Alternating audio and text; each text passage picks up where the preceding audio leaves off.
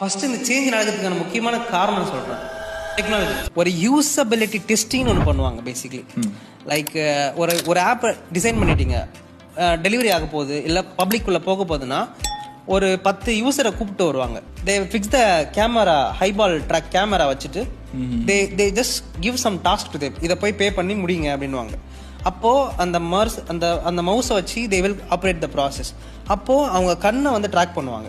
Like ஹைபால் ட்ராக்கிங்ன்ற method மூலியமா they track the pattern. Okay, எந்த பேட்டர்ன்லாம் யூசர் பார்க்குறாங்க. இந்தியன் யூசராக இருந்தாங்கன்னா தே ரீட் ஃப்ரம் தி லெஃப்ட்லேருந்து ரைட் பக்கம் போவாங்க.